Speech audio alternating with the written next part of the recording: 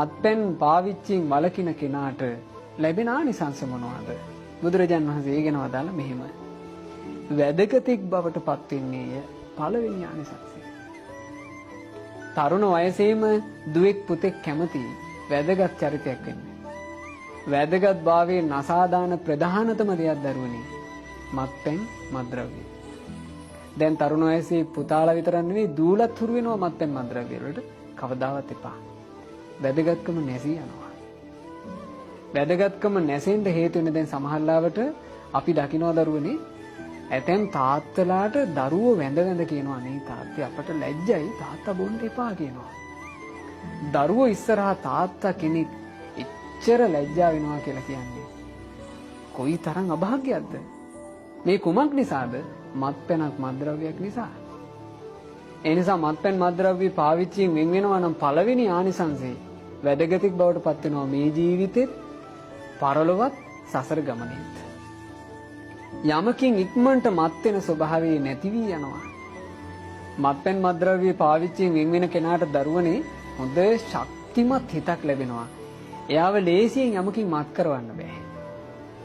යේ ලේසියෙන් යමකින් ප්‍රමාදයට පත් කරවන්න පුළුවන් කමක් නෑ. ඉක්මනින් හිත කඩා වැටෙන්නේ. හොඳ ශක්තිමත් හිතක් හැදෙනවා. නොපමාව කටයුතු කිරීමේ හැකියාව උපදිනවා. ඊළඟට කාටවත් රවට්ටන්න බැරි රැවටෙන්නේ නැති චරිතයක් බවට පත් වෙනවා. කාටවත් තැති ගන්නන්න බැරි තැති නොගන්න චරිතයක් බවට පත් වෙනවා. හයවෙනි ආනිසංසයේ එකට එක නොකරන සිත් ඇති කෙනෙක් වෙනවා. ඊළඟට ඊර්ෂ්‍යා නොකරන සිත් ඇති කෙනෙක් වෙනවා. ඇත්ත කතා කරන්න ආස කෙනෙක් වෙනවා.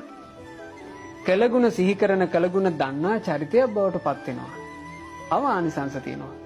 මසුරු බව නැති වෙනවා. දන් දෙන්න ආස වෙනවා. සිල් රකින්න ආස වෙනවා. ඍජු ගතිය ඇති, ඍජු වචන ඇති, ඍජු හිතක් ඇති, ඍජු චරිතයක් වෙනවා. බලන්න කොච්චර සුන්දර මිනිසෙක් බිහි වෙනවාද කියලා මත්පැන් වලින් වෙන් වෙච්ච පමණින්.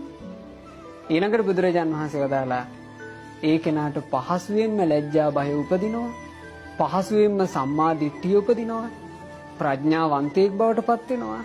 දැනුගත් නැනවතෙක් බවට පත් වෙනවා. වැදගත් පඬිතෙක් බවට පත් වෙනවා.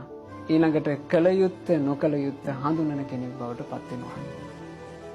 අවසාන වශයෙන් බුදුරජාන් වහන්සේ දේශනා කළා මත්පැන් මත්ද්‍රව්‍ය පාවිච්චියෙන් වෙන් වෙන තැනැත්තා සිහි මුලා නොවි කලුරිය කරනවා. මරණින් මත්තේ සුගතියේ උපත ලබනවා. මේ ආනිසංස ඔක්කොම එකම එක සිල්පදයක් ආරක්ෂා කිරීම නිසා. එකම එක සිල්පදයක් ආරක්ෂා කිරීම හේතු කරගෙන ආනිසංස ගොඩාක් ලැබෙනවා. මත්පැන් මත්ද්‍රව්‍ය පාවිච්චියෙන් වළකිනවා කියන එකම එක සිල්පදේ.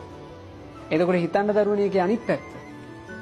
යමෙක් මත්පැන් මත්ද්‍රව්‍ය පාවිච්චි කරනවා නම් එයා මේ ආනිසංස ඔක්කොම වනස ගන්නවා.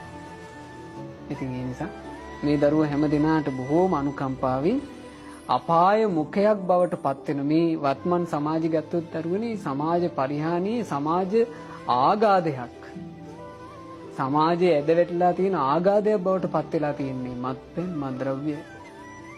වර්තමානයේ බේරෙන්න අමාරු එකක්.